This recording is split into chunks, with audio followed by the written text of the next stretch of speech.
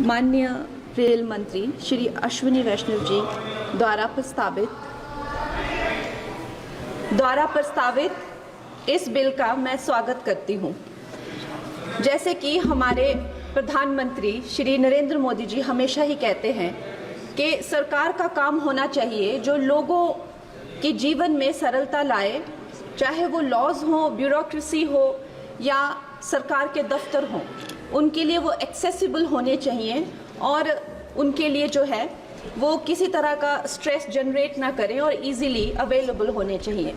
निश्चय ही ये जो बिल है इस उद्देश्य में जो है वो सफल होता है और इसके अंतर्गत जो है 1905 में जो रेलवे बोर्ड एक्ट था उसको 1989 में जो रेलवे एक्ट है उसमें क्लब किया जा रहा है। निश्चय ही इस तरह के जो एक सिंगुलर लॉ बनाकर जो है वो आई फील कि हमारे जो साधारण मानवीय हैं उनके लिए बहुत ही इजीली अवेलेबल होंगे, एक्सेसिबल होंगे, इसीलिए मैं इसका स्वागत करती हूँ।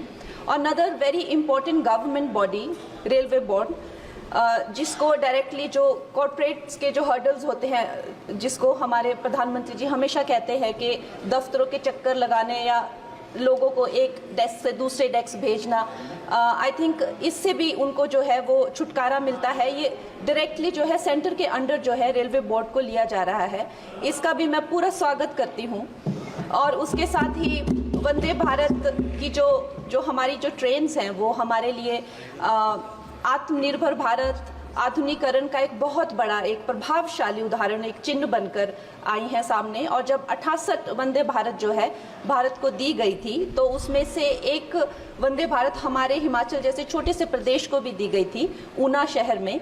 उसके साथ ही मैं जानती हूँ कि हिमाचल बहुत ही एक दुर्गम क्षेत्र है, मगर जिस तरह से हमारी सरकार भारतीय जनता पार्टी जम्मू कश्मीर हो गया या और पहाड़ी इलाके हो गए, उनमें जो है इतने ज़्यादा रेल प्रोजेक्ट्स जो है वो लॉन्च कर रहे हैं, उसी के साथ भी हमें भी हिमाचल के लिए बहुत ज़्यादा जो है वो सर्वेज हो रहे हैं, रेल का बजट मिला है।